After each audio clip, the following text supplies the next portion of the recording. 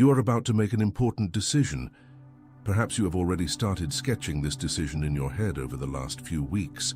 Perhaps it appeared suddenly after a difficult moment, after a conversation, after a night of poor sleep. And there is something inside you saying with strange clarity that this decision cannot be spoken of right now. It cannot be exposed. It cannot be commented on at the Sunday lunch table. It cannot become a WhatsApp voice note. It cannot become a question for a well-intentioned friend. You feel this and you feel uncomfortable because most people you know have always taught you that talking about plans is important, that asking for advice is maturity, that hiding is dishonest. But this time it is different. And you know it is different. This video is about exactly that, about why you are feeling this need to be silent, about what this silence is protecting, and about how to act in the coming days so as not to waste what is being built inside you. If you felt a tightness in your chest just now, or a strange relief that someone is finally naming this, stay until the end, because what follows will give you one of the most important keys you will receive this year. Before we continue, subscribe to the channel, because the next videos in this series will be directed specifically to those who are in this moment of internal transition that few people understand. You will need the entire set. Let's start with the symptom, with what you are actually feeling without frills. There is a restlessness inside you that won't go away. It is not clinical anxiety, although it may seem like it. It is not insecurity, although others might interpret it that way. It is a specific restlessness, linked to a move you're about to make or have already begun silently. You wake up thinking about it. You drive thinking about it. You stand for a few minutes in the shower with the water falling, and your mind returns to that same point. And when someone asks what you are thinking about, you feel a physical resistance. Attention, you need to prepare now. I put together an exclusive resource for those who feel set apart for something greater, but live surrounded by noise, distractions, and mental overload. This is a 30-day journey that will transform your life, a guided path to armor your mind and prepare for what's coming, with daily practices of focus, boundaries, and discipline. Stop negotiating with the noise. Learn to spot distractions before they control you and strengthen your mind. Also available in an immersive audio version. Over 10,000 readers have already transformed their lives through the 30-day journey. Thousands of people have already started this transformation. People like you, who were tired of living in the fog, ordinary people who decided to stop accepting mental chaos. Take advantage of this limited time offer only this month. Access your link just below in the pinned comment. A desire to change the subject. A clear sensation that speaking now will cost something. That is the first symptom. The second symptom is the mismatch in your conversations. People you have always been open with start to sound different, not because they have changed, but because you have changed. You realize that some opinions that used to help you now confuse you. You realize that some advice that once seemed sensible now sounds superficial. You are not becoming arrogant. You are in a phase where your internal standard of measurement has become finer, more sensitive, more demanding, and anything outside of that standard bothers you. The third symptom is the exhaustion of having to justify. You notice that every time you try to explain your plan, even incompletely, you leave the conversation drained, as if telling it had drained something, as if the energy you would need to execute had leaked out through the act of describing it. And then comes the guilt, because you feel like you are distancing yourself from people. You feel like you are becoming too reserved. You feel like you are hiding. And you start to wonder if you aren't being dishonest, if you aren't being proud, if you aren't isolating yourself. Stop that right now, breathe. What you are feeling is not a disease, it is not pride, it is not social cowardice. It is an ancient spiritual principle manifesting within your life. And if you don't know this principle yet, it will change the way you read the next few months.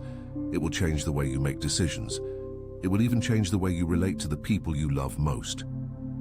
Before I explain to you what is happening, let me ask you one simple thing. Like this video. Not for me, for yourself.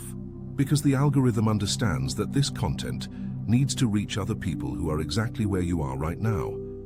And these people are often feeling crazy, feeling wrong, feeling guilty. Your like is a way of saying, there is another person going through the same thing. You are not alone. Now the cause, why this is happening to you. There is an ancient Hebrew word that describes with surgical precision what you are living. The word is sod. It is written in Hebrew, Samek Vav Dalet, sod. It appears dozens of times in the Old Testament and carries a semantic weight that Portuguese loses almost entirely. Sod is not a secret in the sense of hiding something evil. Sod is not a secret in the sense of lying. Sod is the intimate council of an assembly. It is the closed circle in which important decisions are matured before they become a decree. The prophets use this word to describe the place where God reveals his plans before they happen. Psalm 25 verse 14 says that the sod of the Lord is with those who fear him. That is the intimate council, the invisible meeting room, the gestation chamber of eternal plans. When the prophet Amos says that God does nothing without revealing his sod to his servants, the prophets, he is saying that every weighty decision goes through a silent phase before it becomes an event. And this phase has a name, sod. You are inside a sod right now. You have been pulled into an intimate council chamber where something is being formed, and your instinct not to speak is not cowardice, it is recognition. You are recognizing without words that this place requires protection. And now comes the character who will help you understand all of this. Nehemias, do you remember him? You probably remember him as the man of the walls of Jerusalem, remember him as the rebuilder. But there is a detail in his story that almost no one pays attention to, and this detail is what matters to you today. Nehemias was the cupbearer to King Artaxerxes in the city of Susa. A high position, a comfortable position, a secure position. One day, he receives the news that the walls of Jerusalem were in ruins. The news destroys him inside. He fasts, he cries, he prays for months. And then the king notices that something is wrong with the cupbearer. He asks what is happening. Nehemias answers, but only after praying mentally before each word. He receives permission to go to Jerusalem. He receives royal letters. He receives a military escort. Everything is apparently perfect. And then the detail that matters happens. When Nehemias arrives in Jerusalem, what does he do? Does he set up a public meeting? Does he summon the leaders? Does he announce the plan? No. The text in chapter 2, verses 11 and 12 says literally, I arrived in Jerusalem and was there 3 days.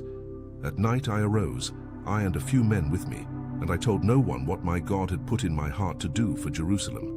Read it again. I told no one what my God had put in my heart. Nehemias inspects the walls at night, in silence, with very few people. He has royal permission, he has resources, he has letters, he has visible authority.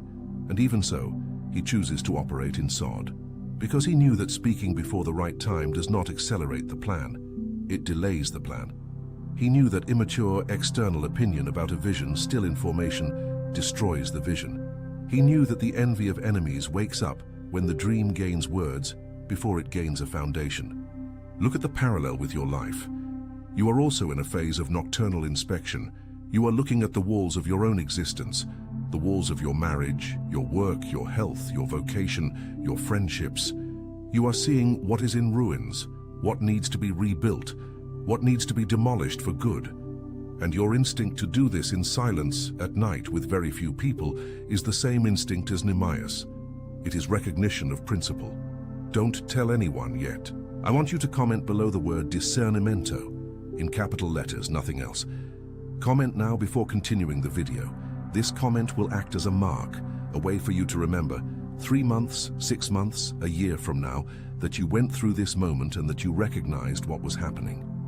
And it will also act as a signal for other people who are reading the comments to feel less alone. Discernimento. Comment now. Continuing. There is a second important word for you to understand what is happening, this time from the Greek. The word is crypto. It is written kappa, rho, upsilon, pi, tau, omega. Crypto. It means to hide, but not in the sense of concealing a shame. It means to hide in the sense of protecting something precious until the right time. It is the same root that gives rise to the word crypt, which is the place where what is sacred is kept. It is the same root that appears in the Gospel of Matthew, chapter 13, verse 44, in the parable of the treasure hidden in the field. The man finds the treasure, hides it again, goes to sell everything he has, and buys the field. Notice that he hides it before buying it. Why? Because the act of hiding protects the transaction. If he announced it, the price of the field would go up. The wisdom was in staying silent until the possession was consolidated. Crypto is that. It is a form of care, not a form of lying. It is recognition that some things need to be out of sight to mature on the inside. And here enters the second character, Jose, the son of Jacob. Do you remember his dreams? The one where his brothers' sheaves bowed down to his sheaf. The one where the sun, the moon, and 11 stars bowed down. Jose was young, he was 17, and he made a classic mistake. He told the dreams, he told his brothers, he told his father. And what happened? The text says, in Genesis 37, that his brothers were envious of him, and more. That this envy was one of the engines that led them to sell Jose into Egypt. Notice that the dream was true. Jose's destiny was exactly what he had seen, but the way he exposed the dream prematurely made the path to fulfillment much longer, much more painful, much more winding. 13 years later, Jose interprets Pharaoh's dreams and becomes the second most powerful man in Egypt. He fulfills his destiny, but in the middle of the path, he went through slavery, prison, false accusation, betrayal. And none of that was strictly necessary. It was a consequence of having put words to something that still needed to be kept in sod. You need to look at your life and ask yourself sincerely, how many times have you acted like the teenage Jose? How many times did you tell too soon? How many times did you announce the job before the hiring was official and lost the position? How many times did you show the relationship before the time was right and saw it fall apart? How many times did you talk about the project before the foundation was ready and saw the project die at birth? Research conducted by Datafolha on the behavior of Brazilian adults indicates that most people report at some point in their lives having been harmed by the premature judgment of personal plans. 3 out of 4 Brazilians know firsthand what it is to have a project sabotaged by premature exposure. It is not a coincidence, it is a pattern. And there is science here too. It is not just mystical intuition. Researchers at New York University, in a study conducted by psychologist Peter Gollwitzer and published in the journal Psychological Science in 2009, demonstrated that people who announce their intentions publicly have a significantly lower tendency to carry those intentions to the end.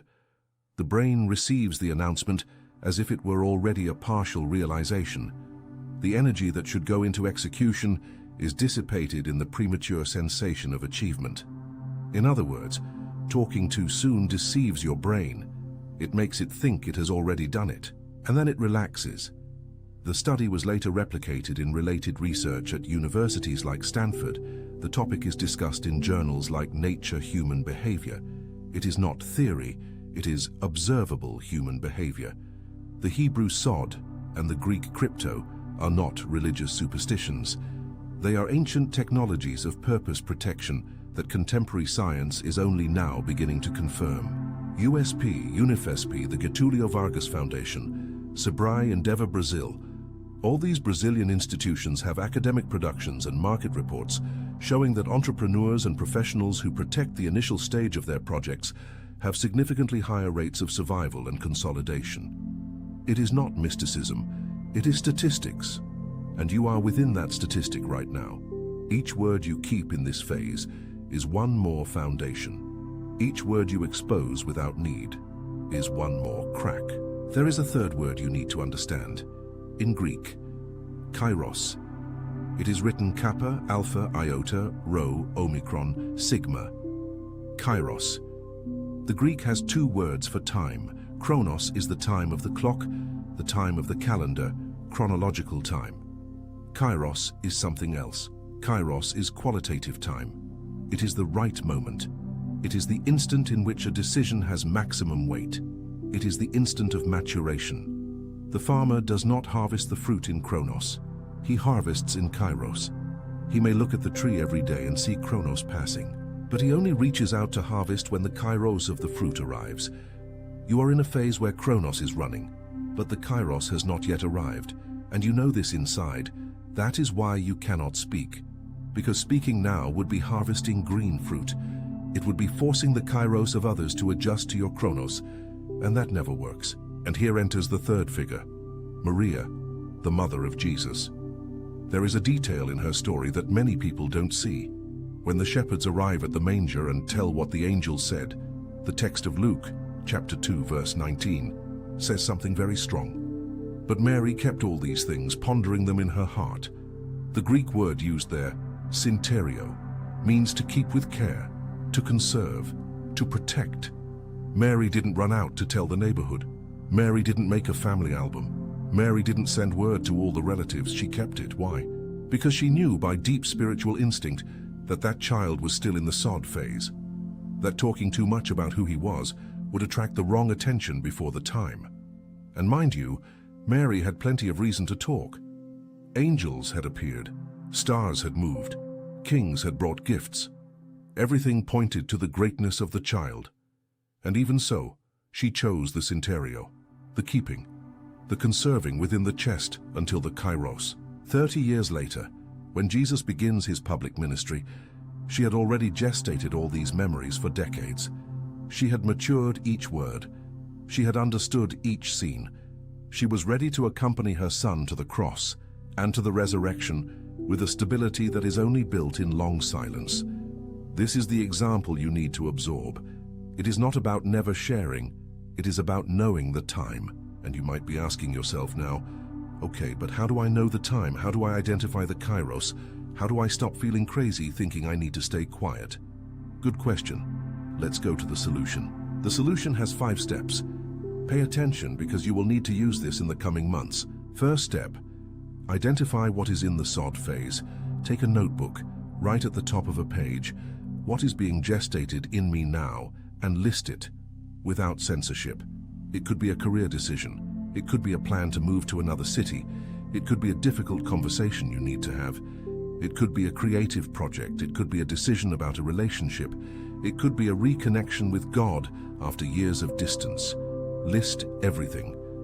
And next to each item, mark what phase it is in. Embryonic, formation, almost ready, ready. Embryonic and formation things stay in sod. Almost ready or ready things you can start to let out words with care. Second step, define your circle of 3. This principle comes straight from Nehemiah. He didn't go alone to inspect the walls. He went with a few men. Sod does not mean absolute loneliness. It means a restricted circle of trust. You need to identify 1, 2, or at most 3 people in the world who can hear what is information without destroying what is information. It is not necessarily the person closest to you. It is not your spouse automatically. It is not your mother automatically. It is the person who has spiritual maturity, proven secrecy, and who doesn't love you so much that they try to protect you from the necessary discomfort of growth. This person is rare. If you have one, be grateful. If you have 3, you are privileged. And these people don't need to know everything. They need to know enough to pray with you or think with you, or simply hold your emotional weight. Third step, identify the difference between hiding out of fear and protecting out of wisdom. This is fundamental because some people will use this video as an excuse to stay isolated, paranoid, suspicious of everyone. That is not it. Hiding out of fear leaves you exhausted. It leaves you small. It leaves you full of contained anger. Protecting out of wisdom leaves you centered. It leaves you firm. It leaves you full of silent peace. If you notice that your silence is sour, has bitterness, has contempt for others, then it is not sod. It is disguised fear. Return to prayer and investigate. But if your silence is calm, is full of respect for others, is full of active waiting, then it is legitimate sod. Continue. Fourth step, learn to recognize the signs that the kairos has arrived. There are 3 classic signs. The first is stable inner peace for several days in a row when you think about letting the word out. Not an isolated moment of courage, not an emotional impulse. Consistent peace for days. The second sign is the external opening that appears without you forcing it. The right person asks the right thing at the right time. The context sets itself up. You don't need to go after it. The third sign is spiritual confirmation. For those who pray, it is a direct word, a verse that jumps from the Bible to the heart. a clear dream, a casual conversation with a stranger that echoes what is inside you. When the three signs appear together, it is Kairos. You can speak. Fifth step, build your daily practice of discernment. 5 minutes at the beginning of the day in silence. No cell phone, no news, no podcast, no music. Just you, your breathing, and the question, what needs to mature in me today? And 5 minutes at the end of the day before sleeping with another question. Did I say anything today that was supposed to have been kept? These two questions, repeated every day, will train your internal sensitivity faster than any book, any course, any isolated therapy. The APA, the American Psychological Association, has series of studies published in recent decades showing that short daily practices of self-reflection have a measurable impact on emotional regulation and the quality of decision-making.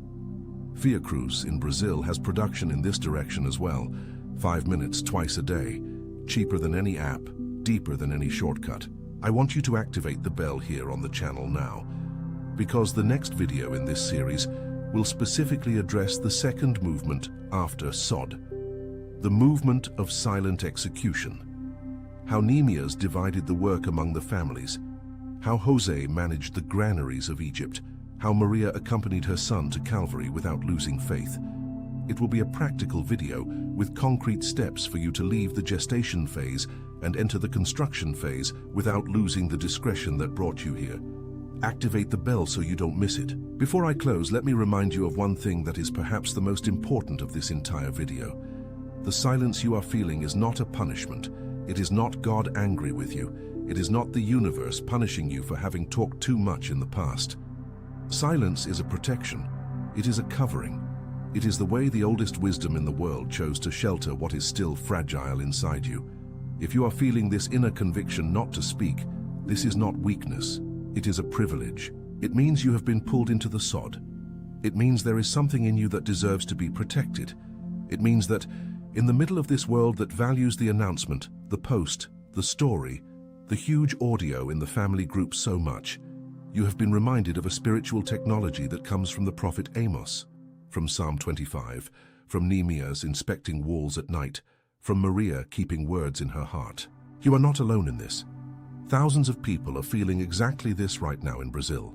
Research on mental health and social media use conducted by institutions like Fiocruz, USP, and PUCSP show an expressive growth in the feeling of overload due to excessive exposure in adults over 35 in recent years. People are tired of showing. They are tired of having to justify. They are tired of turning every plan into content. And your body, your intuition, your heart is reacting to this collective tiredness, saying, not this one. This one I'll keep. Listen to this signal. Share this video with at least one person you know is in this phase. Do not share in a group. Do not share in mass. Send it to a specific person you know needs to hear this today. This act of sending to just one person with care is in itself a practice of SOD. It is the opposite of mass sharing. It is an act of discernment. Do it. And come back here tomorrow, the day after tomorrow, next week. Come back whenever you feel you need to be reminded of who you are beneath all the noise. This channel exists for that. To reorganize your internal axis in a world that is always disorganizing it. To remind you of ancient principles in a culture that insists on discarding everything that is more than 5 years old. To give you a place where you can breathe without having to perform. The last thing I will tell you before closing is this. There is someone thinking about you at this moment. I'm not... Attention, you need to prepare now. I put together an exclusive resource for those who feel set apart for something greater, but live surrounded by noise, distractions, and mental overload. This is a 30-day journey that will transform your life, a guided path to armor your mind and prepare for what's coming, with daily practices of focus, boundaries, and discipline. Stop negotiating with the noise. Learn to spot distractions before they control you and strengthen your mind. Also available in an immersive audio version. Over 10,000 readers have already transformed their lives through the 30-day journey. Thousands of people have already started this transformation. People like you who were tired of living in the fog Ordinary people who decided to stop accepting mental chaos. Take advantage of this limited time offer only this month. Access your link just below in the pinned comment.